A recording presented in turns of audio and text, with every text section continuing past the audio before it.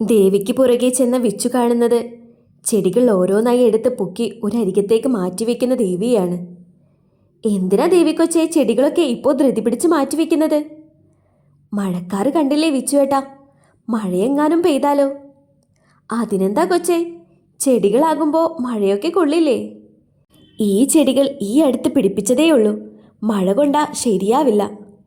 എന്നാ കൊച്ചങ്ങ് മാറ്, ഞാൻ എടുത്തു വെച്ചോളാം.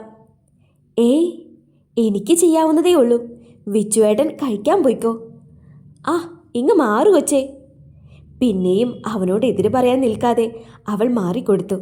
അവൻ ചെടികൾ ഓരോന്നായി എടുത്ത് മഴ കൊള്ളാത്ത രീതിയിൽ ഒരരികിലേക്ക് മാറ്റിവെച്ചു. ദേവി ഒരു ചെറുചിരിയോടെ എല്ലാം നോക്കി നിന്നു. എന്നും ഇതുപോലെ എടുത്തു വെച്ച് തരാൻ ഉണ്ടാകോ? വേഗം കെട്ടി എൻ്റെ വീട്ടിലേക്ക് വന്നാൽ ഇതുപോലെയൊക്കെ ചെയ്തു തരാം. അല്ലാതെ ഇന്നലത്തെ പോലെ ഓരോ വെല്ലുവിളികളൊക്കെ നടത്തിയ ഈ പണിക്ക് വേറെ ആളെ നോക്കേണ്ടി വരും. വെല്ലുവിളിയോ? കാര്യം മനസ്സിലാവാത്തതുപോലെ ദേവി ചോദിച്ചു. ഇന്നലെ വാശിയോടെ കുറച്ച് കാര്യങ്ങളൊക്കെ വിളിച്ചു പറഞ്ഞില്ലേ? ആമി വന്നാലേ നമ്മുടെ കെട്ട് നടക്കുള്ളൂ, ഇല്ലെങ്കിൽ ദേവി കെട്ടാതെ അങ്ങ് ജീവിച്ച് കളയുമെന്നൊക്കെ. അതുപോലൊന്നും പറഞ്ഞു കളയല്ലേന്നാ ഞാൻ ഉദ്ദേശിച്ചത്. കുറുമ്പോട് കൂടിയുള്ള അവൻ്റെ പറച്ചിൽ കേട്ട് അവൾ ചിരിച്ചു പോയി. എന്നിട്ട് ഇന്നലെ ഇങ്ങനെയൊന്നല്ലല്ലോ പറഞ്ഞത്. അത് പിന്നെ കൊച്ചിൻ്റെ അവസ്ഥ അങ്ങനെയായിരുന്നില്ലേ? സത്യത്തിൽ കേട്ടപ്പോൾ എൻ്റെ ചങ്കലച്ചു പോയി. അവൾ ഉറക്കെ ചിരിച്ചു പോയി അത് കേട്ട്. സ്വയം മറന്ന് ചിരിക്കുന്ന അവളെ അവനും നോക്കി നിന്നു പോയി. അന്നേരമാണ് മഴ ചെറുതായി ചാറി തുടങ്ങിയത്. അവൾ വേഗം അവൻ നിന്നിരുന്നിടത്തേക്ക് ചെന്ന് നിന്നു. അപ്പോഴും അവൻ്റെ നോട്ടം അവൾക്ക് നേരെ തന്നെയായിരുന്നു. കുറച്ച് മഴത്തുള്ളികൾ അവളുടെ മുഖത്ത് തങ്ങി നിന്നത് കൗതുകത്തോടെ അവൻ നോക്കി. എന്താ ഇങ്ങനെ നോക്കുന്നേ? അവൻ്റെ നോട്ടം കണ്ട് സംശയത്തോടെ അവൾ ചോദിച്ചു. അവൻ ആ നോട്ടം തുടർന്നുകൊണ്ട് തന്നെ ഒന്നുമില്ലെന്ന് തലകൊണ്ട് കാണിച്ചു. നോട്ടം മാറ്റാനായി അവൾ മഴ നോക്കി നിന്നു. ചെറുതായി ചാറുന്നേ ഉണ്ടായിരുന്നുള്ളൂ. അവൾ പിന്നെയും അവനെ നോക്കി. അപ്പോഴും അവൻ അവളെ തന്നെ നോക്കി നിൽക്കുകയായിരുന്നു. പുരികം പൊക്കി എന്താണെന്നുള്ള രീതിയിൽ അവൾ പിന്നെയും ചോദിച്ചു.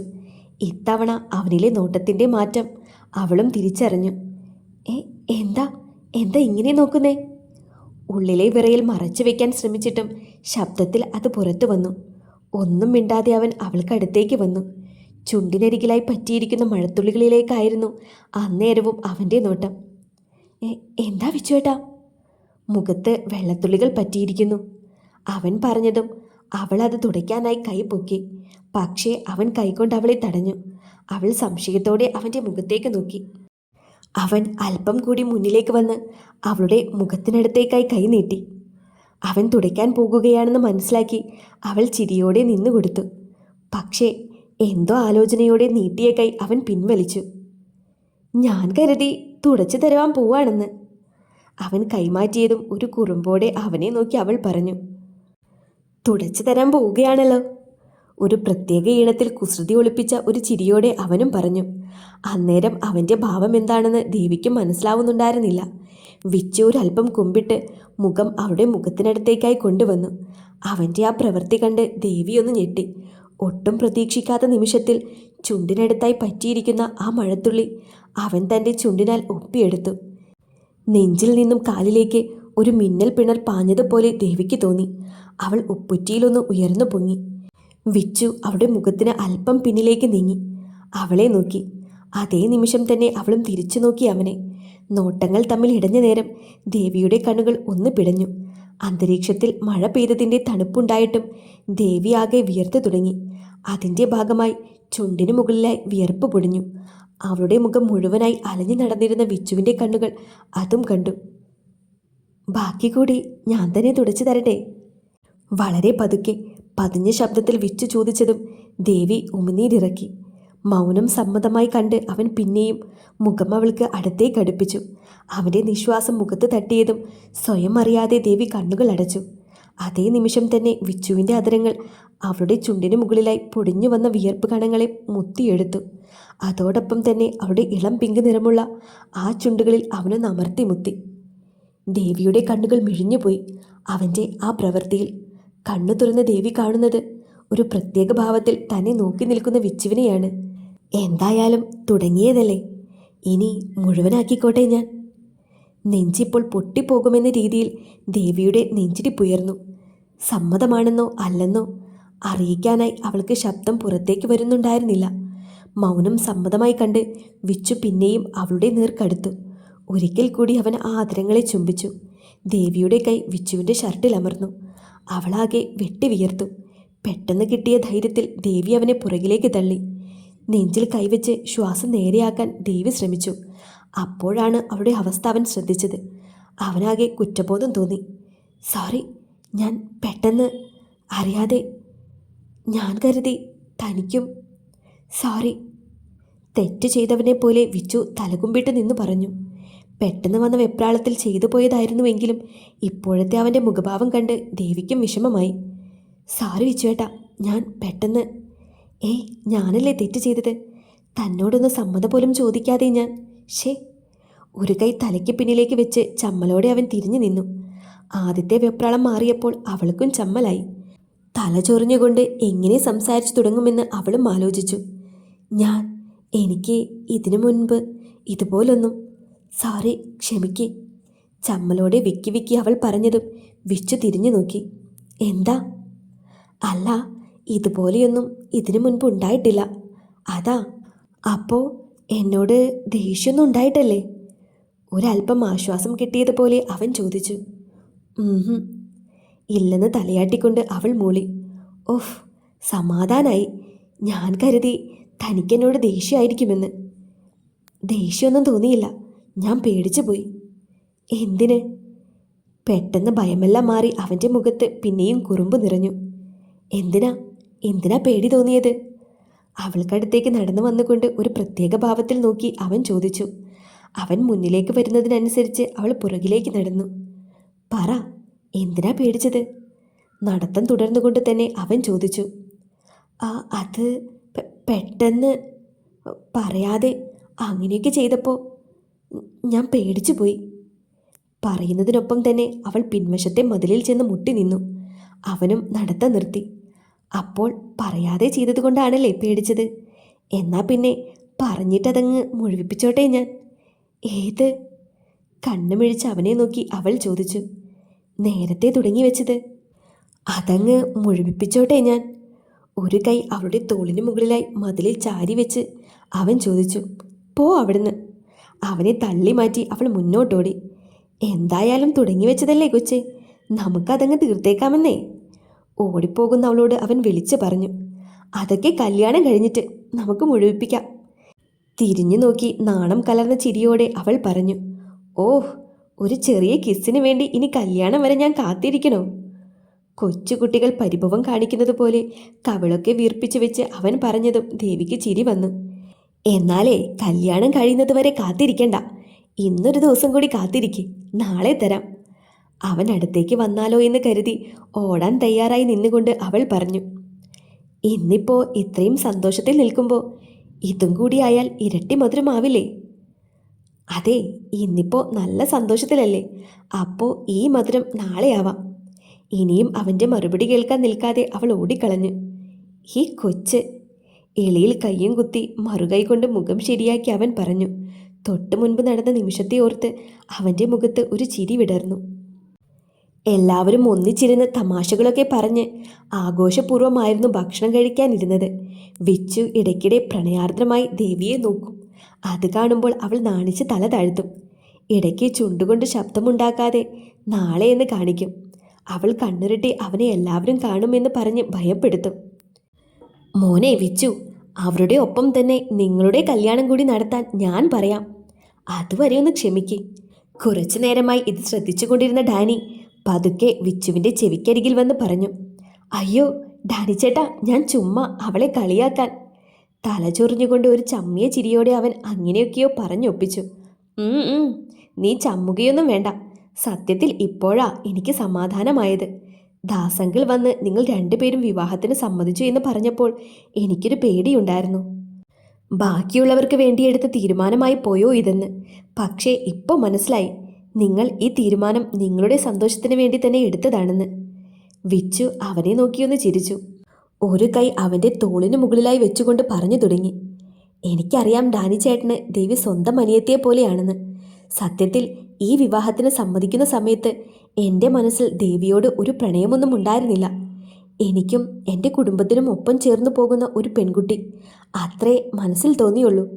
ദേവിയുടെ മനസ്സിലും അങ്ങനെ തന്നെയായിരിക്കുമെന്നാണ് അവളും പറഞ്ഞിട്ടുള്ളത്. പക്ഷേ ഇപ്പോൾ ഞാൻ ദേവിയെ ഒരുപാട് സ്നേഹിക്കുന്നുണ്ട്. ഒരു ഉറപ്പ് ഞാൻ തരാം, ഇനി ഒരിക്കലും അവളുടെ കണ്ണുകൾ നിറയാൻ ഞാൻ സമ്മതിക്കില്ല. ഇനി അത് നിറയുകയാണെങ്കിൽ തന്നെ സന്തോഷം കൊണ്ട് മാത്രമായിരിക്കും. തൻ്റെ ചുമലിലായി വെച്ചിരിക്കുന്ന വിച്ചുവിൻ്റെ കൈ ഡാനി തൻ്റെ 2 കൈയിലും ചേർത്ത് പിടിച്ചു. മതിയടാ, ഈ ഒരു ഉറപ്പ് മതി എനിക്ക്. ഒരുപാട് അനുഭവിച്ചവളാ എൻ്റെ ദേവി. നിന്റെ ഒപ്പം അവൾ സന്തോഷവതിയായിരിക്കുമെന്ന് എനിക്കുറപ്പാ. എന്ന് കരുതി നീ അവളെ തലയിൽ കൊണ്ട് നടക്കണമെന്നൊന്നും ഞാൻ പറയില്ല. ദേഷ്യം വരുമ്പോൾ നീ അവളോട് ദേഷ്യപ്പെട്ടോ, അവളെ വഴക്ക് പറഞ്ഞു. എന്നാലും അവൾ ഒറ്റയ്ക്കായി എന്ന് മാത്രം അവൾക്ക് തോന്നരുത്. എന്നും നീ ഉണ്ടാവണം അവൾക്കൊപ്പം. ആ പിന്നെ, ഇപ്പോൾ റൊമാൻസിൻ്റെയൊക്കെ ടൈമാ. ആ മൂടങ്ങ് കളയണ്ട, ചെല്ല്. അവന് നേർക്ക് ഒരു കണ്ണിറുക്കി കാണിച്ചുകൊണ്ട് ഡാനി പറഞ്ഞു. അവനും ഒരു കള്ളച്ചിരിയോടെ ദേവിക്കരികിലേക്ക് പോയി. ഭക്ഷണം കഴിച്ചു കഴിഞ്ഞ് കുറച്ചു നേരം കാർത്തിവിനോട് സംസാരിച്ച് അവരൊക്കെ പോയതിനു ശേഷം മുകളിലെ ടെറസിൽ നിൽക്കുകയായിരുന്നു ആമി. ആമിയും സ്വാതിയും ഒഴിച്ച് ബാക്കി എല്ലാവരും തിരിച്ചു പോയിരുന്നു. അവർ 2 പേരും ഡാനിയുടെ വീട്ടിൽ തന്നെ നിൽക്കുകയായിരുന്നു. വൈകുന്നേരം ചായയൊക്കെ കുടിച്ചിട്ട് പോയാൽ മതിയെന്ന് അവളോടും സ്വാതിയോടും രാധിക പറഞ്ഞിരുന്നു. അവർക്കായി എന്തോ പലഹാരം ഉണ്ടാക്കാൻ ചിറ്റടത്തേക്ക് പോയിരിക്കുകയായിരുന്നു രാധികയും മാലതിയും. അവർ ടെറസിന് മുകളിൽ നിൽക്കുന്നത് താഴെ നിന്ന് ദർശൻ കണ്ടു. അവനും ആരും കാണാതെ അവിടേക്ക് ചെന്നു. അതെ, നീ എന്ത് പണിയാ കാണിച്ചത്? അവൾ നിൽക്കുന്നതിന് തൊട്ടടുത്ത് വന്ന് നിന്ന് ദർശൻ ചോദിച്ചു. എന്ത് പണി? ഞാനെന്ത് ചെയ്തെന്നാ ഈ പറയുന്നേ? എടി, അമ്മ ഇപ്പോൾ വീട്ടിലേക്ക് കയറ്റാൻ പറ്റില്ല എന്ന് പറഞ്ഞപ്പോൾ നിനക്കൊന്ന് കാല് പിടിച്ച് പറയായിരുന്നില്ലേ ഇപ്പോൾ തന്നെ കയറ്റാൻ? നീയൊന്ന് മനസ്സ് വെച്ചിരുന്നെങ്കിൽ ഇന്ന് നമ്മുടെ ഫസ്റ്റ് നൈറ്റ് നടക്കുമായിരുന്നില്ലേ? എല്ലാം കൊണ്ടുപോയി കൊളാക്കിയിട്ട് അവളിപ്പോൾ നിൽക്കുന്ന നിൽപ്പ് കണ്ടില്ലേ? അത് കൊള്ളാം. അവൻ പറയുന്നത് കേട്ട് ദേഷ്യം വന്ന് അവൾ എളിയിൽ കൈവച്ചുകൊണ്ട് തുടർന്നു. അമ്മയും ലതാമ്മയും ഒക്കെ പറഞ്ഞത് ദർശേട്ടൻ കേട്ടതല്ലേ? എന്തെങ്കിലും ദോഷമുണ്ടെങ്കിൽ അതിന് പരിഹാരമൊക്കെ ചെയ്ത് നല്ല ദിവസം നോക്കി കയറിയാൽ മതി. അല്ലാതെ ചുമ്മാ നമ്മൾ ഓരോന്നൊക്കെ ചെയ്തു വെച്ചിട്ട് ഇനിയും വിഷമിക്കേണ്ടല്ലോ. എന്ത് ദോഷം? ഒരു ദോഷവുമില്ല. ഇനിയുള്ള ഒരേ ഒരു ദോഷം സന്തോഷം മാത്രമായിരിക്കും. അയ്യടാ, ഒരു തമാശ. തമാശയല്ലടി, നീ നോക്കിക്കോ. ഇനിയുള്ള ഈ ജീവിതം മുഴുവൻ ഞാൻ നിന്നെ സന്തോഷം കൊണ്ട് മൂടും. തൽക്കാലം നീ അമ്മയോട് പറ നിനക്ക് ഇവിടെ തന്നെ നിൽക്കണമെന്ന്. തൽക്കാലം ഞാനിപ്പോൾ അമ്മയോട് പോയി പറയുന്നില്ല. അവൻ കവളിൽ ചേർത്തിരിക്കുന്ന കൈ തട്ടി മാറ്റിക്കൊണ്ട് അവൾ പറഞ്ഞു. നീ എന്തൊരു ദുഷ്ടയാടി. അതെ, ഇന്നു മുതൽ ഞാൻ നല്ല ദുഷ്ടയായിരിക്കും. അതിനു മാത്രം മോനെന്നെ അവഗണിച്ച് വിട്ടിട്ടുണ്ട്.